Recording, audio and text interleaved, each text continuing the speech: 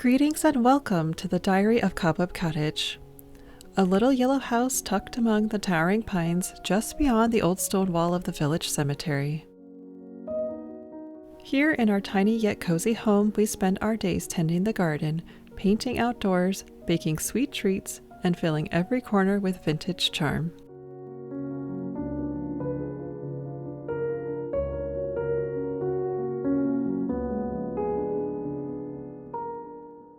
Each season in the Hudson Valley brings its own enchantment, but summer is especially whimsical, filled with tea parties in the garden, wildflower picnics, and twinkling fireflies at twilight.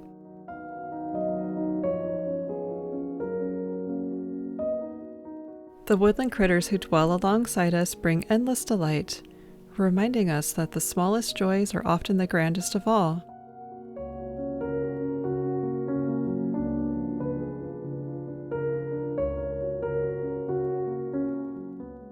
A cooling cup of iced tea on a warm afternoon, the rumbling thunderstorms, or a small chipmunk enjoying a fresh berry. These are the simple, fleeting moments that make our countryside cottage feel like a charming storybook come to life.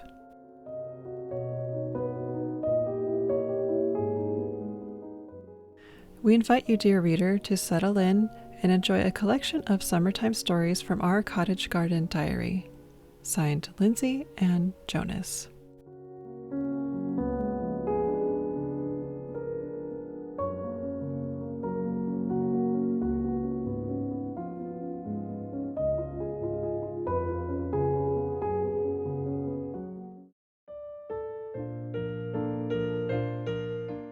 P.S. We hope you've poured yourself a lovely cup of tea. Just a little note to say that if you love vintage and cottagecore as much as we do, you might enjoy the charming art prints and seasonal postcards we've created, available in our Etsy shop linked below.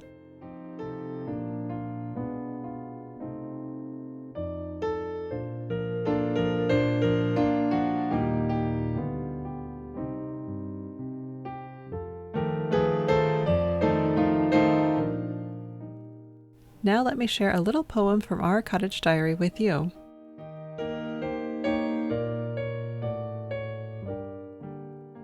How wonderful it feels that summertime is here. Herbs and berries grow into tasty treats of cheer. Lovely birds that sing among the garden flowers. Critters are in awe, just enjoying it for hours. It feels good to be alive, a summer day like this.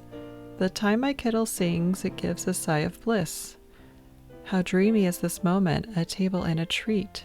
Having tea together is what really makes it sweet.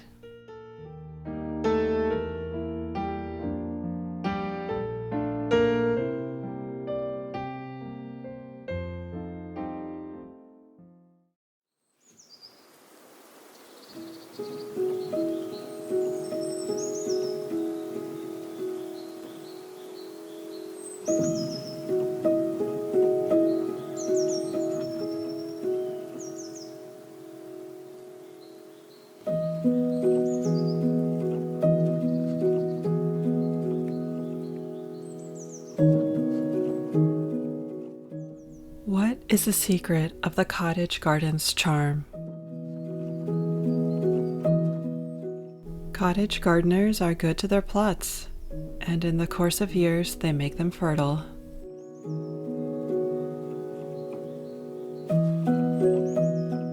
But there is something more, and it is the absence of any pretentious plan which lets the flowers tell their story to the heart.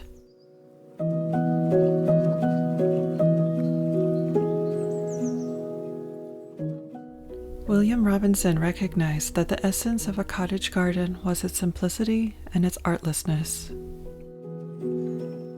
The look to aim for is one where the garden appears to be unplanned, but has in reality been thought out and planned quite carefully, and has the perfect combination of natural planting and subtle structure.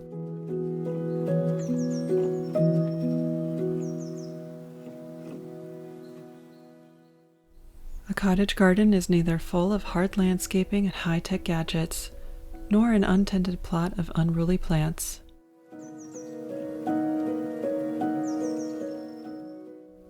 Achieving just the right balance is the art and the craft of cottage gardening.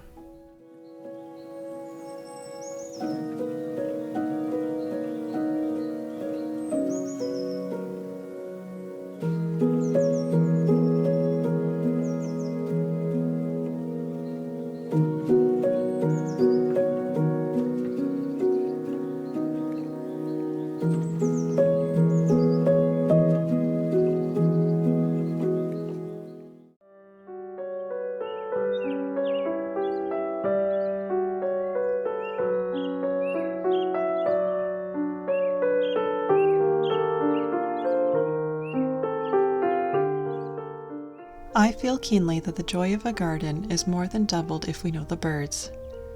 And I also feel that an intimate acquaintance with the friendly birds that add so much charm and gaiety to our gardens will lead to a greater understanding of wildlife in general and the vital necessity of conserving our natural resources. This is quoted from the book Birds in the Garden and How to Attract Them, written by Margaret McKinney and published in 1939. And it has given us many insightful tips.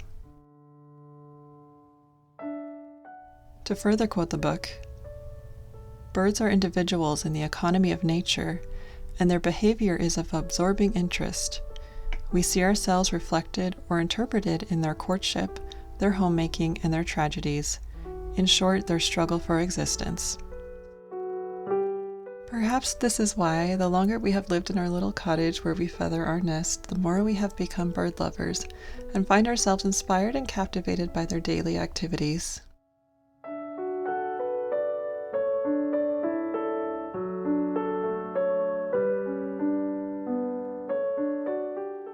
Birds are often given a bad rap with expressions like bird brain and for the birds, which is used to describe something as useless or meaningless.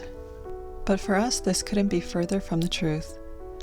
Our feathered friends bring so much value not only for their charm of grace and color or song, but for their innumerable help in the garden. So this video really is for the birds and all the wildlife we share our home with. We invite you to join us for the awakening of spring here at Cobweb Cottage.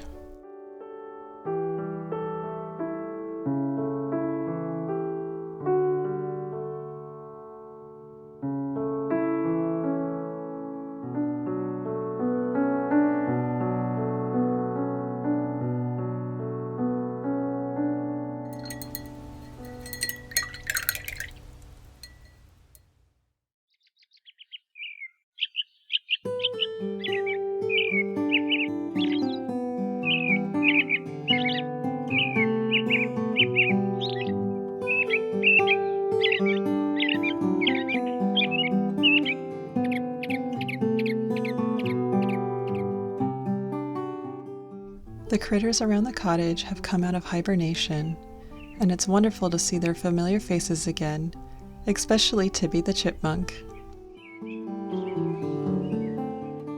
Over the last several years of living in a 100-year-old cottage, we have learned how to live alongside the wildlife who have called this home long before we have.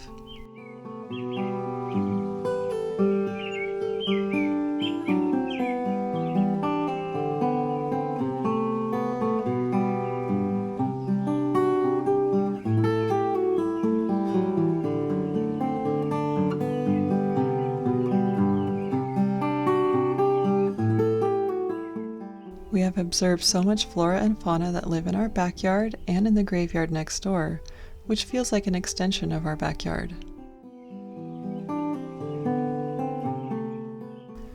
Every spring in the cemetery, new life can be found in the blossoms of the dogwood trees, daffodils, and most especially the dawn chorus.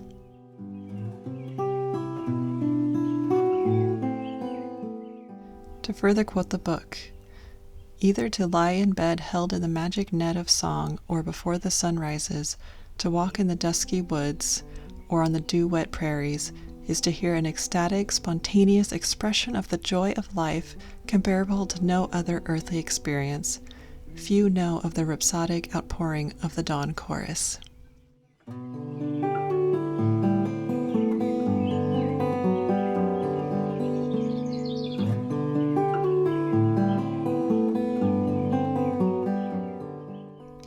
While we aren't always early birds, we do find great joy in bird watching. Did you know that listening to birdsong can help reduce stress? When birds sing, they feel safe, so it's no small wonder that's why we find ourselves on many sunny days watching and listening.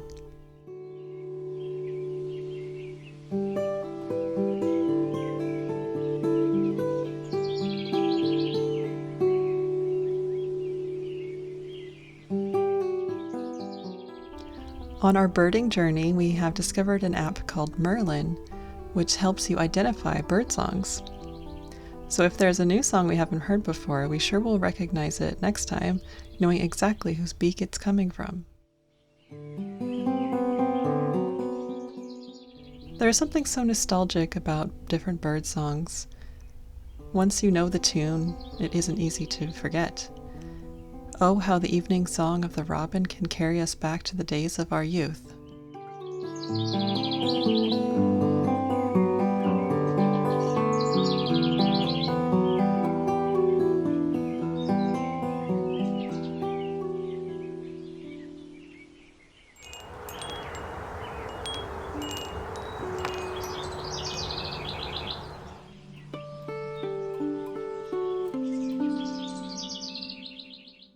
To quote the book again, the birds are our guests in the garden.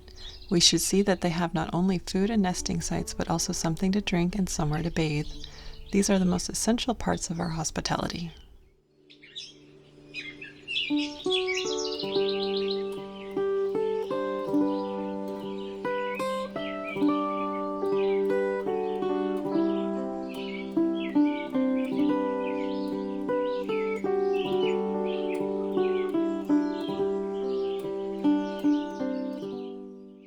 With the weather finally warming up, it's time for a nice little spring clean in the cottage garden.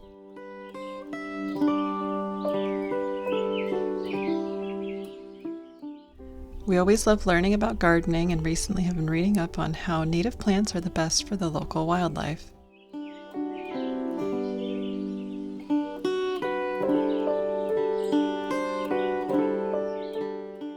We try to do our best in our garden with the means that we have, even though we are only renting. And we've made mistakes like clearing out the leaves and debris too early, which can be used as building material for birds and also a shelter for pollinators.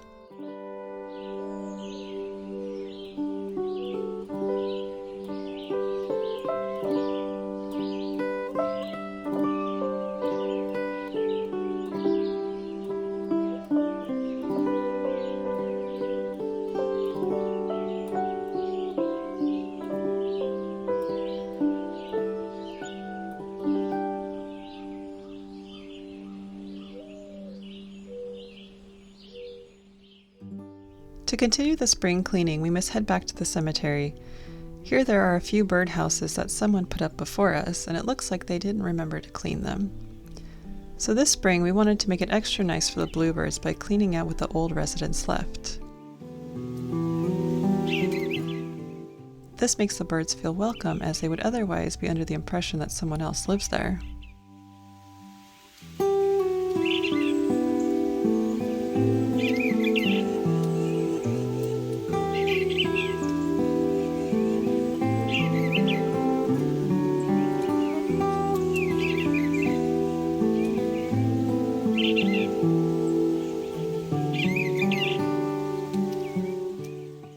Different birds use different materials while making their nests.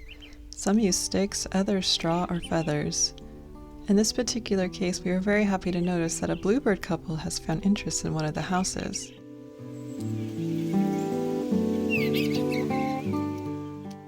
Every day it's an exciting journey to notice that a little bit more is added to their nest.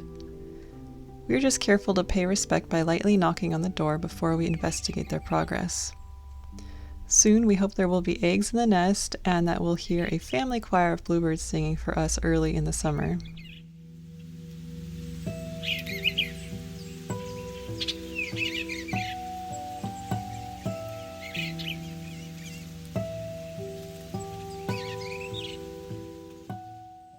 According to the book, bluebirds are not hard to please, and if a rustic bungalow has the dimensions according to the best bluebird conventions, it is very likely to be accepted.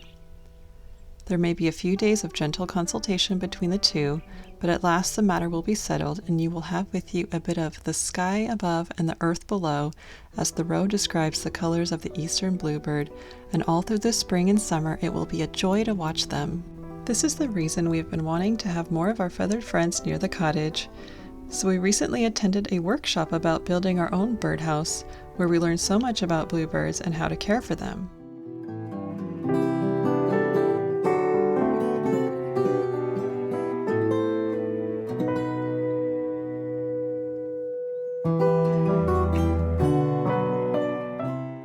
Our little hand-embellished cottage turned out quite charming, if we do say so ourselves.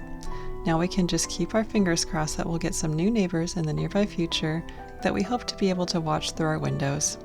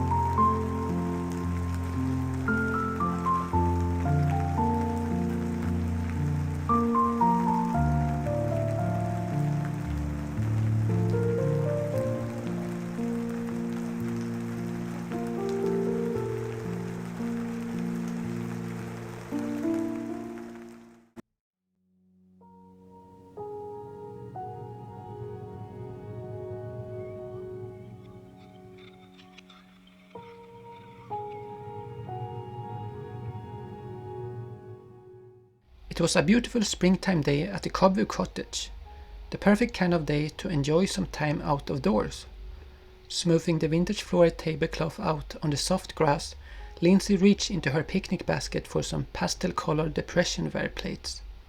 These will make the perfect place settings for a picnic, she thought, as she glanced up to see Jonas carrying a platter of warm berry-filled scones.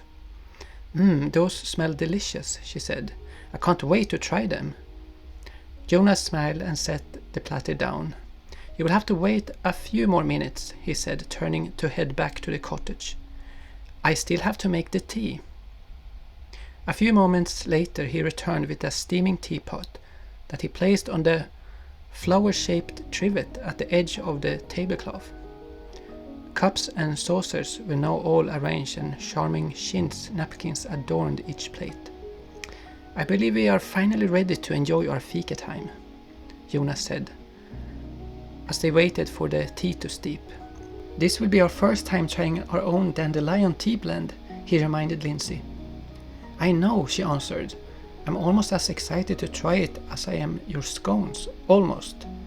Laughingly, she reached for a scone and placed it on her plate.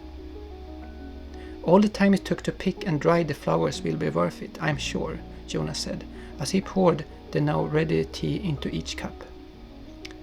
After a few minutes, where the only sound that could be heard was that of bird songs and contented chewing, Lindsay and Jonas raised their teacups in salute to each other and the glorious day, clinked them lightly, and each took a sip.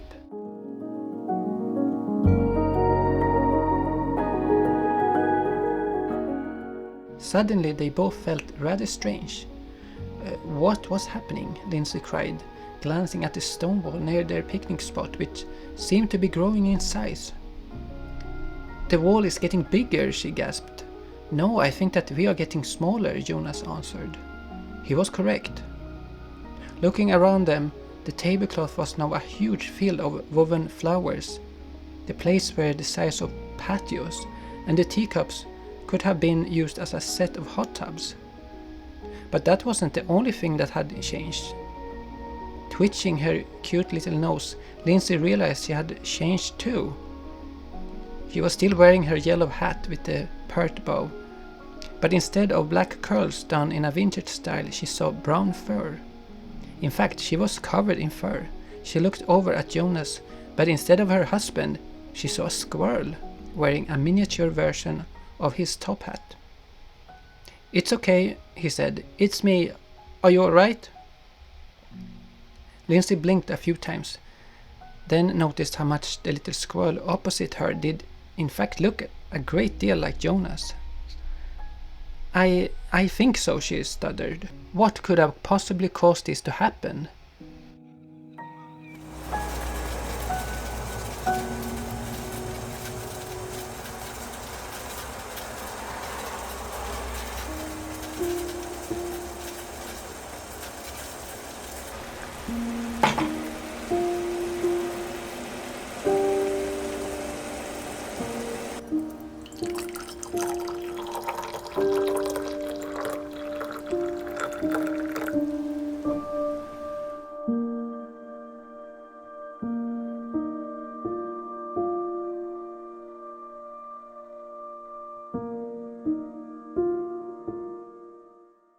Just then they both heard a chirping sound from high up on the wall, a chirping that sounded a great deal like laughter.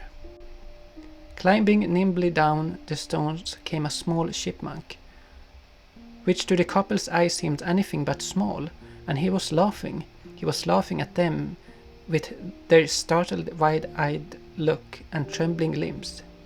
"It's me," he said, once he could control his chirp-like laugh. "It is Tibby, don't you recognize me?" "Tibby," cried Lindsay and Jonas simultaneously. "What is happening?" Lindsay asked. This put Tibby into another fit of laughter.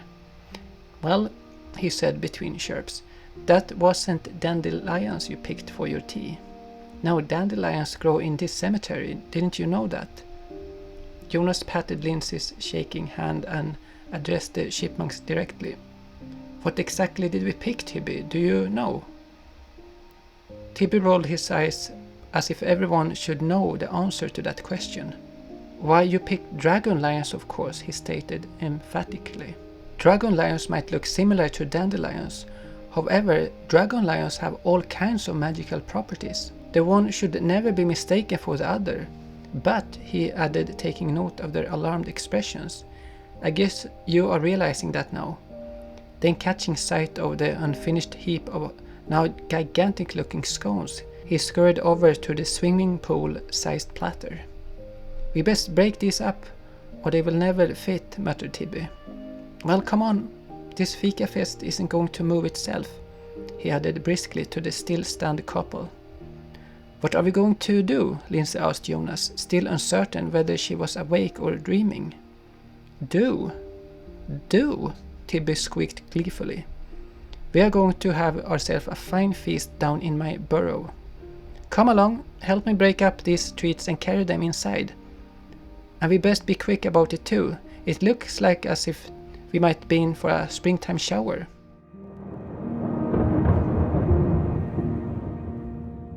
It seemed a short time later that the work was done and Tibby's pantry was filled to the brim. Lindsay and Jonas found themselves ensconced in a snug little sitting room with thick moss carpet and birch bark wallpaper. Their host Tibby was working away at the fireplace, making preparations for the tea. A loud clap of thunder boomed overhead as the storm heightened in intensity, making their current locations even cozier.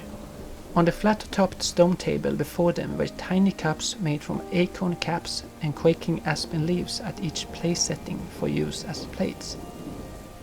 A hollowed-out pine cone was in the center of the table, filled with scone-sized crumbs from Jonas' earlier baking endeavor. Tibby returned to the table carrying a metal teapot with some of the lettering, Orange Crush, still visible on its hammered surface. "Tea's all ready," he chirped happily, seating himself across from his guests. "It's so nice to have you join me," he added. "I do so love having company." Jonas smiled at their host and quoted one of his favorite quotes. "Time shared is always time well spent." "Well said," chirped Tibby, as he poured out the warm, fresh brewed tea. "I also wanted to tell you how much I appreciate all the bits of baked goodies you often leave for me on the stone wall. By the way," he added, seeing the quizzical looks on Lindsay and Jonas's faces, "this is dandelion tea, with a bit of sassafras root grated in for extra zing. It's my favorite." Both of Tibby's guests were startling to adjust to their strange circumstances and surroundings as they relaxed into the straw-stuffed cushions on the bent twig chairs where they were seated. "Thank you," Lindsay murmured graciously as she took the proffered beverage, raising the cup to take a sip. "It is delicious," she added, as Tibby passed around the scones. Jonas nodded, taking a few sips between nibbles. Tibby entertained his guests with snippets of song between rounds of tea. He had a sweet, high-pitched voice that lent itself well to woodland folk songs, of which he knew quite a few. Once the repast was consumed, all three tiny creatures found themselves feeling rather sleepy from a combination of a full tummy, warm room, and the muffled sound of pattering raindrops. Leading the sleepy couple down a curving passageway, Tibby offered to put his guests up for the night. "It sounds as if it's still storming up above," Tibby commented while stifling a yawn. "I'm sure you will be quite comfortable here in the rose room," he added. Before them stood a carved door with vines and roses, all done by a very skilled hand. "Oh," Lindsay whispered appreciatively. "Did you do this carving? It's beautiful. Look, Jonas." Tibby was quite proud of himself, despite his sheepish grin. "Jonas isn't the only artist on the block," he chirped, which caused Jonas to agree, much to Tibby's delight. Then, waving his tiny paw, he wished them a good night's sleep and padded off down the hallway. The couple felt upon entering the room that it was quite like being in a fairy tale. The bed was intricately carved with a soaring canopy covered in live vines and rosebuds. The room was all a twinkle with pinpricks of light that moved about and blinked on and off. They recognized the greenish glow as belonging to hundreds of fireflies, which seemed quite content with their subterranean location. Rose-patterned fabric covered the feather bed, a fabric that looked remarkably like some scraps left over from one of Lindsay's sewing projects. The entire room was filled with a fine perfume of roses that added to the couple's feelings of sleepiness. In mere minutes, tucked under the rose bedspread, Lindsay and Jonas were both fast asleep.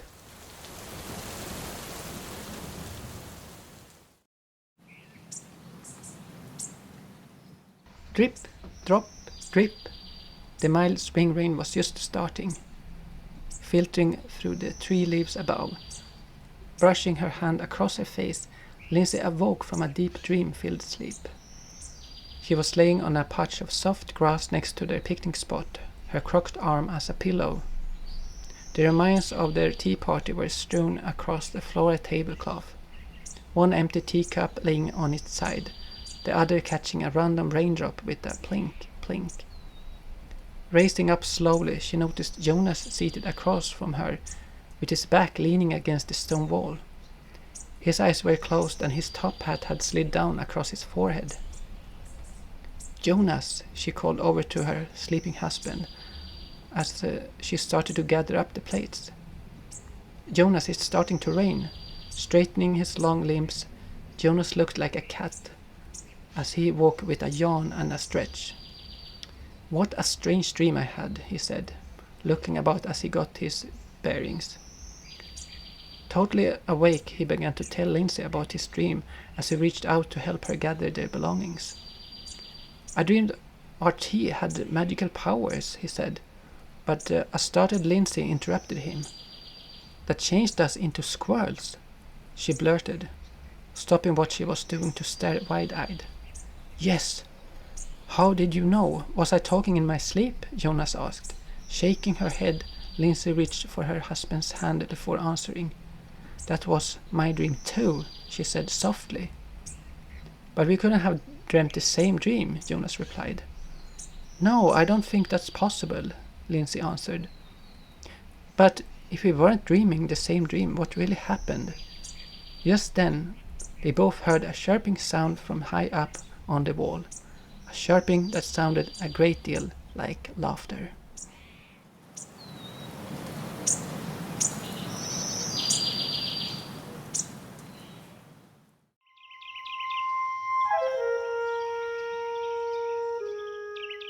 A gentle breeze whispers that spring is warming into the wonders of summertime.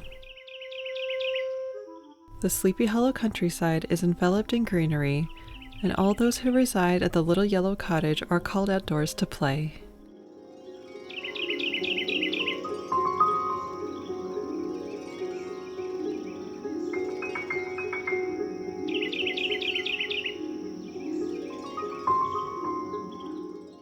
On such a summer morning, all the critters gather around the cottage once again. Some have even come on a very long journey to vacation in this corner of the woods. Dear little Tibby the chipmunk has family visiting him in the garden, and most of the day they run around together chirping cheerfully through the foliage.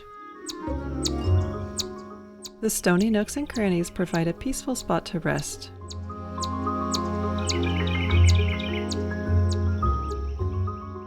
Just like clockwork, the fresh leaves of the old faithful maple tree have unfurled at just the right time when shade is needed to shelter from the sun.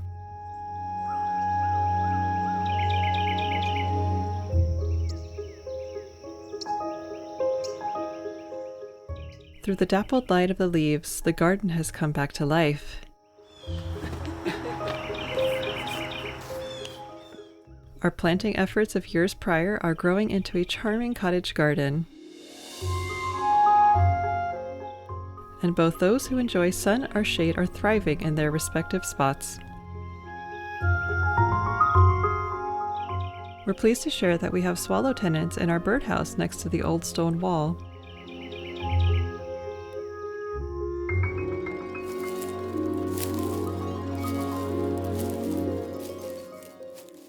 We check in on our neighbors in the historic cemetery next door. We are delighted to find the Bluebird house that we cleaned in the spring is now holding a nest.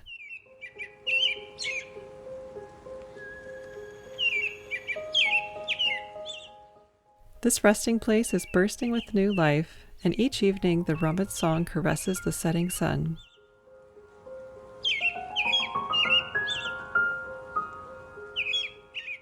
Being in nature encourages us to take a slower approach and admire the beauty of life.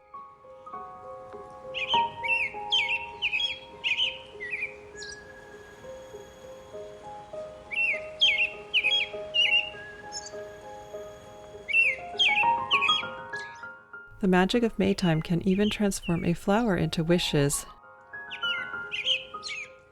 Perhaps that's one of the reasons it feels so good to be alive and part of the story surrounding you.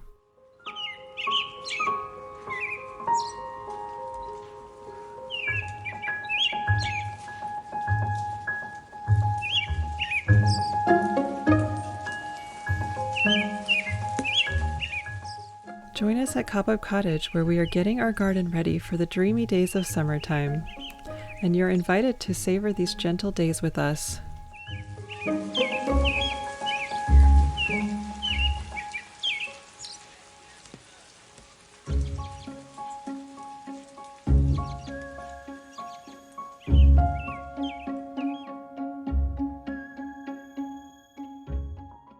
On our path of learning to be cottage gardeners, we have learned that adding touches of whimsy is what makes a garden feel truly enchanted. We have picked up a few thrift finds that we hope will add some whimsical details, and we're still on the hunt for a bird bath. We've also been drawn to all things botanical for both inside and outside the cottage, including linens and clothing.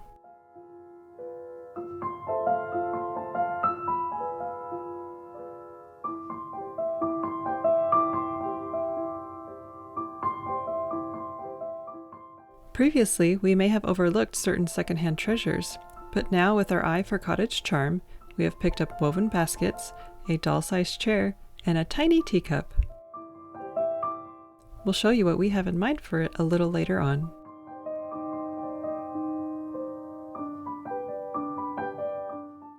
Now let's put on our gardening gear and go outside and get to work.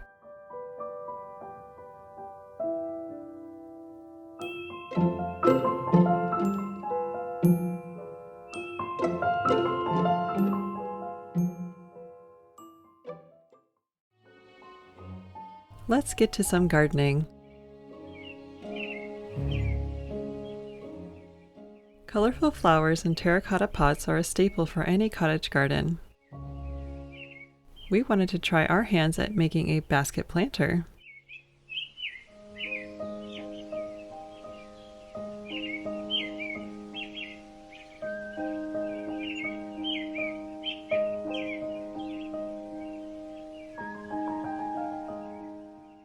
Around the borders of the cottage, we have planted lots of native flowers that have started to fill in nicely.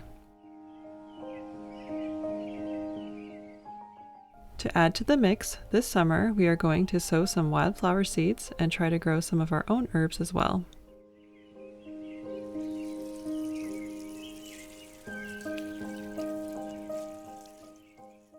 As the garden continues to bloom, we hope the touches of whimsy that we have added will welcome the fairy folk.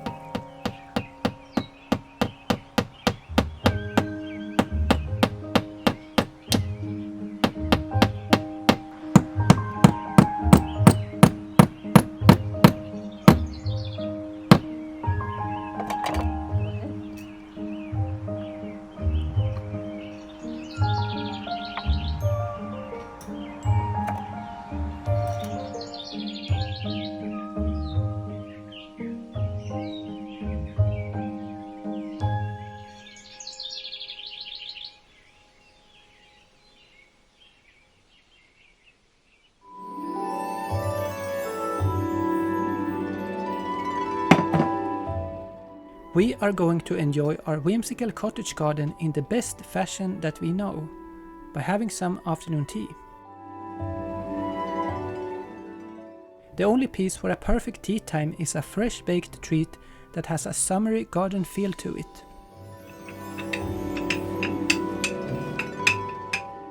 The most simple yet perfect treat that comes to our minds is to make 2 different shortbread cookies, one sweet and one savory.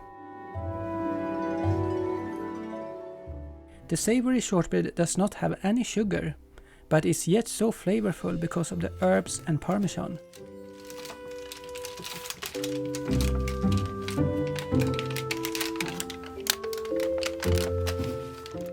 Before I use the cookie cutter, I decorate the top with some fresh herbs directly from our garden. We use peppermint and oregano, but any herbs will do it.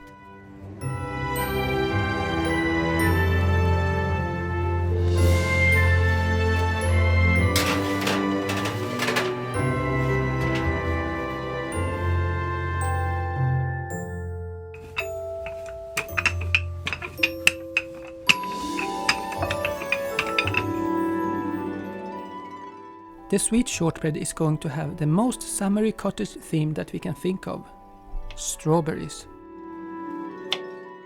I cut a few in thin slices that I gently place on top of each cookie, and I realized that they all resemble little hearts.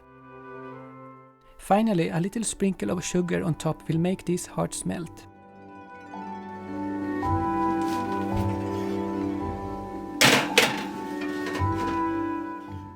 Remember, something fresh from the oven truly adds a magical touch to any tea time of the week.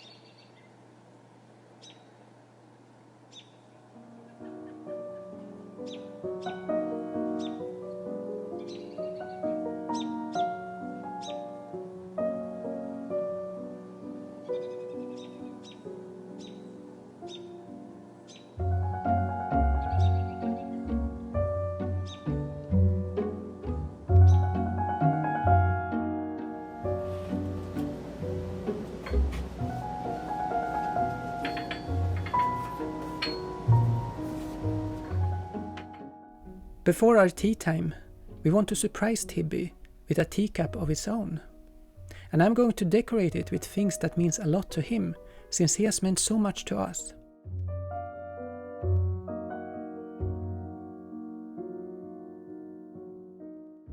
For a cup in this little size, I think an acorn is a perfect choice. I'm using non-toxic paint that is safe for tiny critters and works great on porcelain. Painting the day away truly puts my mind at ease.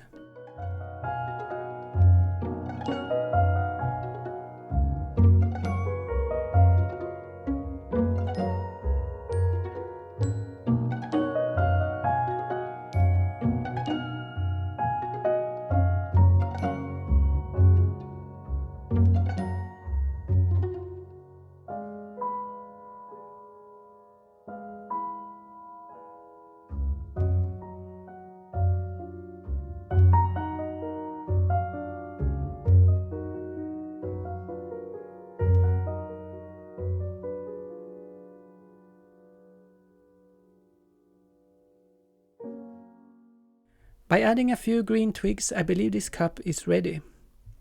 He's going to be so happy next time he sees it at his resting spot. You can find any of my art prints in my Etsy shop, the Woodland Library.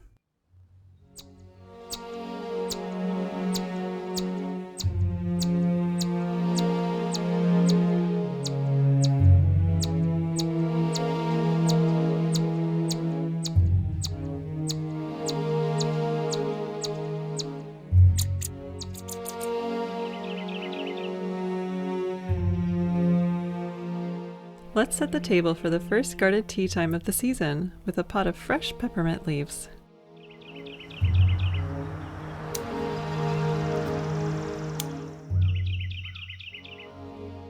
We hope Tibby will be pleased with his new tea service and with the cozy spot we have created for him.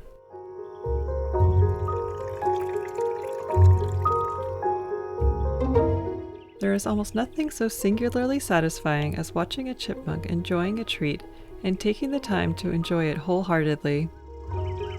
Sometimes stuffing the last scrumptious bits in his chubby cheeks and scampering away to savor for later. It's unique friendships like this that can only blossom when you spend time in a garden. We hope you'll be savoring delicious moments of summertime and soaking up the warmth with loved ones. Thank you for stopping by Cobweb Cottage. We'll see you again soon.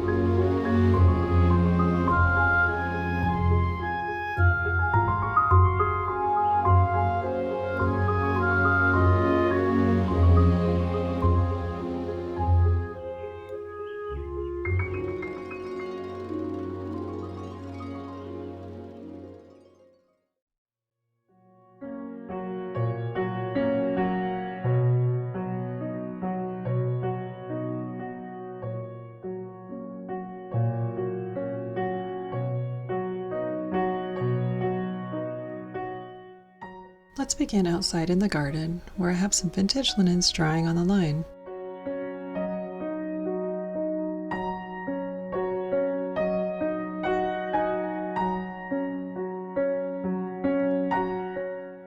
I love bringing out my embroidered linens for summer in tones of sky blue and strawberry red.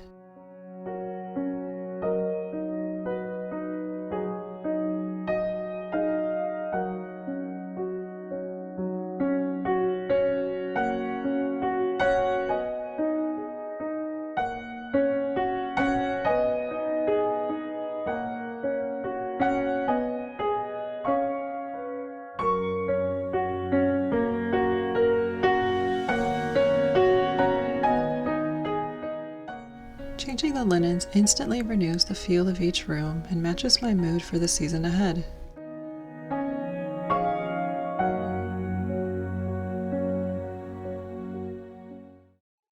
I'd like to read you the lyrics to this vintage sheet music from 1922 that perfectly captures how I feel about summertime at Cobweb Cottage. Dear, I can't forget the day we met beside the lane where our love first grew. Since that happy day, I've always longed once more to wander down the lane with you. Let us wander, just you and I, down through Sunnyside Lane again. Let us wander to where I met you, and I spoke of love so true. All the world seemed brighter that day. Birds sing their refrain. I will always bless our road of happiness down in Sunnyside Lane.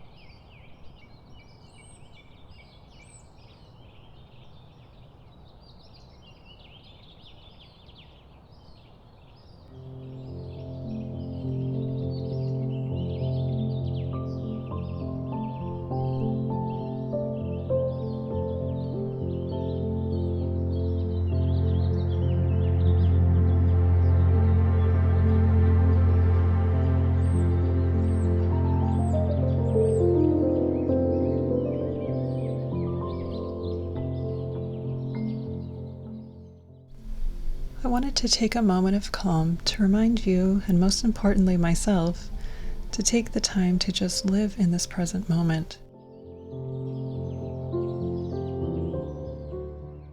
The world is speeding up faster than I've been prepared for, so I truly seek moments of peace that can be found in the presence of nature.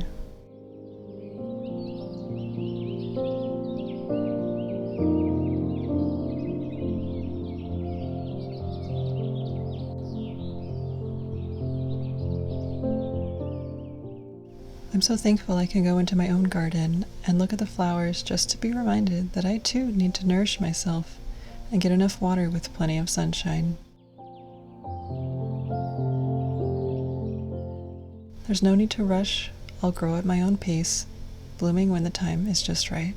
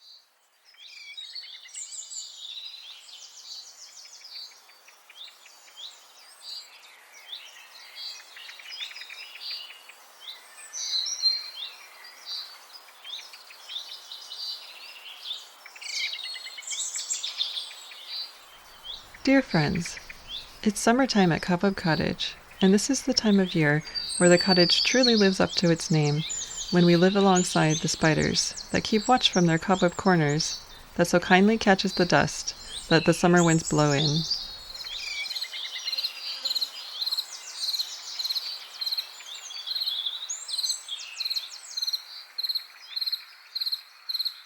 There's a magic in the air at summer solstice, the longest day of the year, and we cherish these extra golden hours, knowing that the days are growing darker again.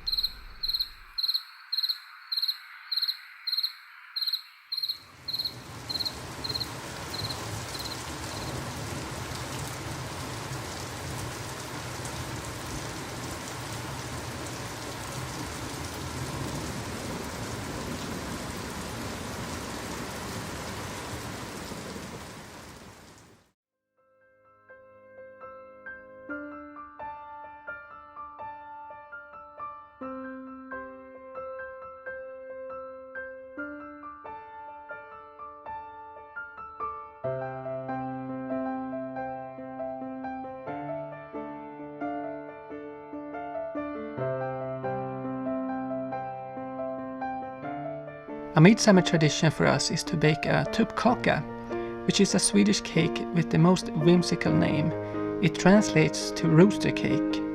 However, it does not have anything to do with the bird.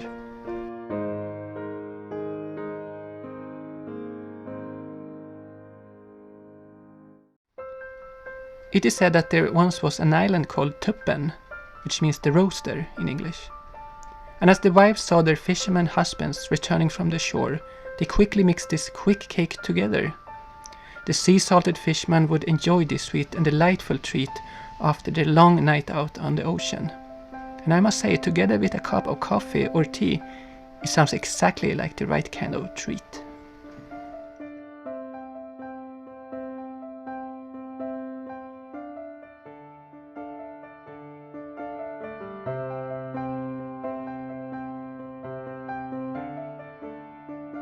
You can use any kind of fruit, but strawberries for us is the taste of midsummer. And we guarantee that the cake tastes extra good if enjoyed outdoors.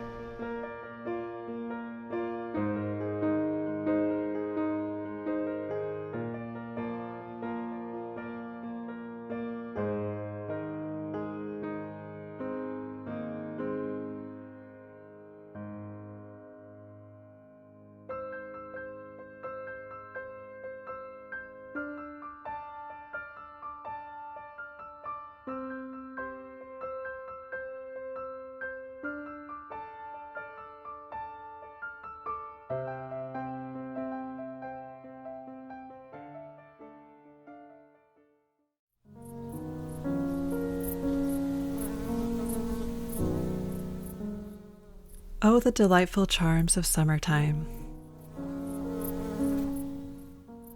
Of long golden days of sunshine warming your skin, picnic baskets packed with sweet treats, flowy dresses caught on a gentle breeze. Watching a sunset over the mountains and seeing the fireflies sparkle at dusk in a meadow, taking a dip in a lake while the moonlight shimmers.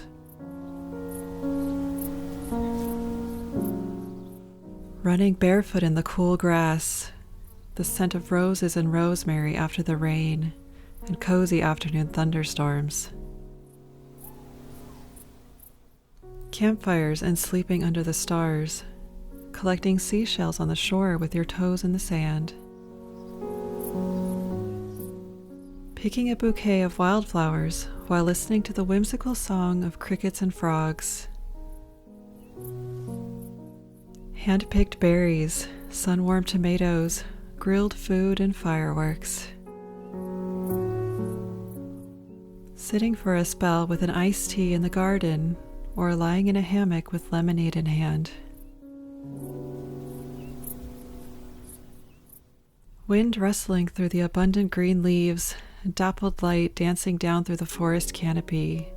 The earth flourishes in green abundance. This is when nature comes most alive.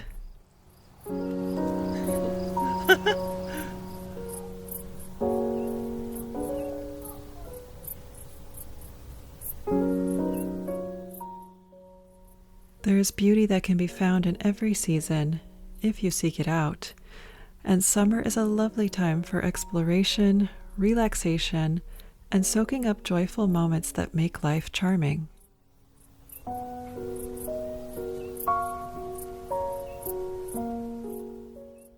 After all, isn't summer meant to feel like a long, relaxing daydream?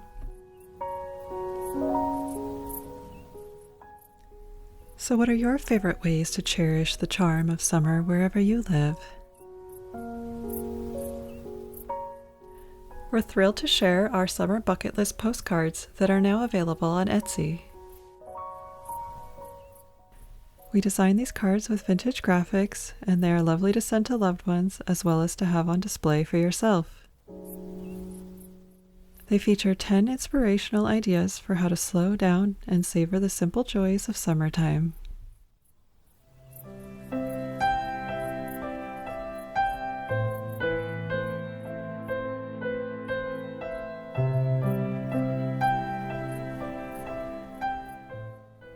Let's continue with a few cottagecore essentials to ensure the fulfillment of any old-fashioned daydreams.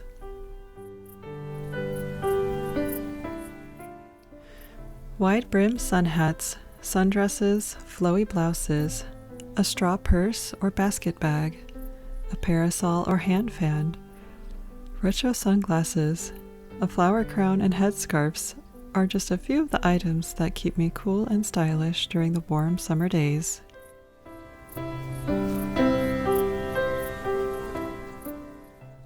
I may get a few looks, but as long as I feel like a main character in a period film, I'm pleased.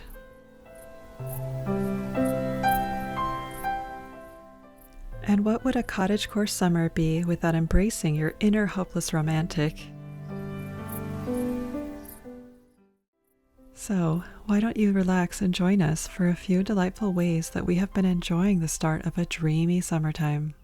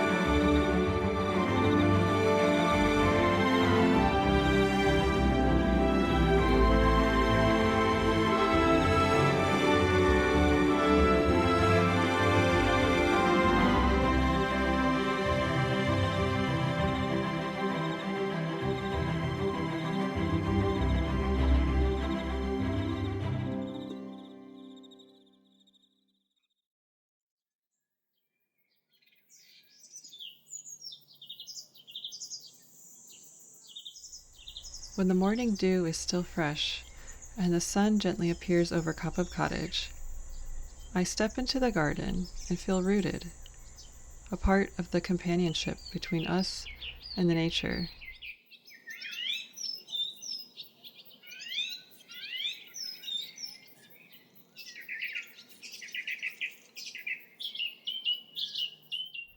As the critters wake up, we lovingly tend to the garden and begin our day by observing the new magic and miracles the garden has revealed to us this morning.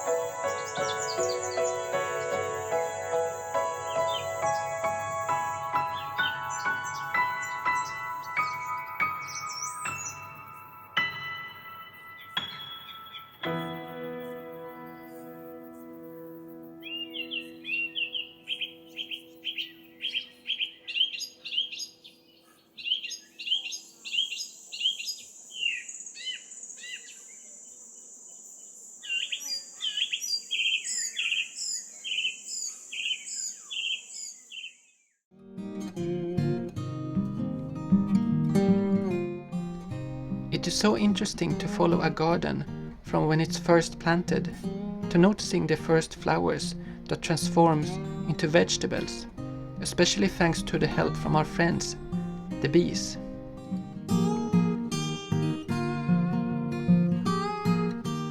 This year we tried our hands at growing peppers, beans and tomatoes for the first time. They all grew better than we could have imagined, and the tomatoes are actually one of the best we ever tasted. We learned a lot as we went, and the plants themselves were the best teachers.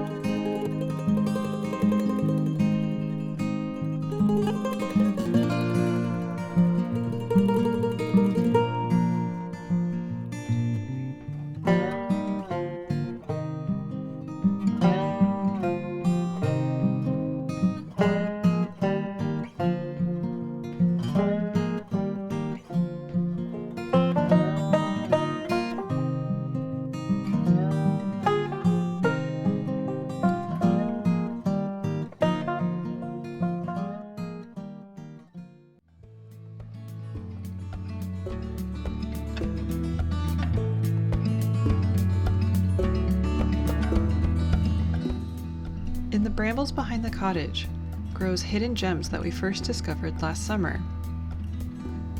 Wonderful wineberries grow wild there, like glimmering rubies, and it feels like a treasure hunt to pick them.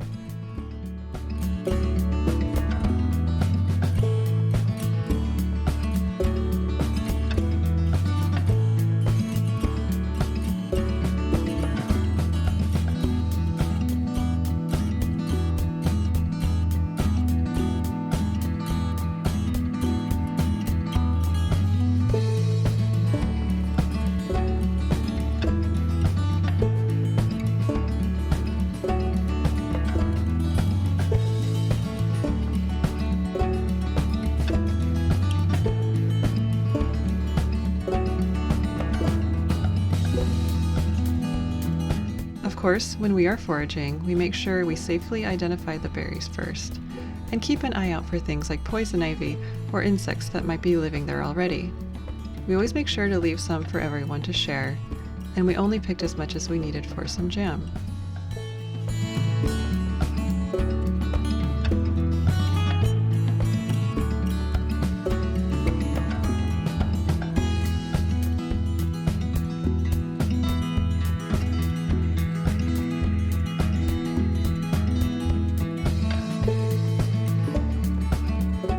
We're so grateful for the gifts that nature gives us, and for the graveyard next door that hosts nighttime spectaculars as the fireflies dance and bats fly over our cozy cottage.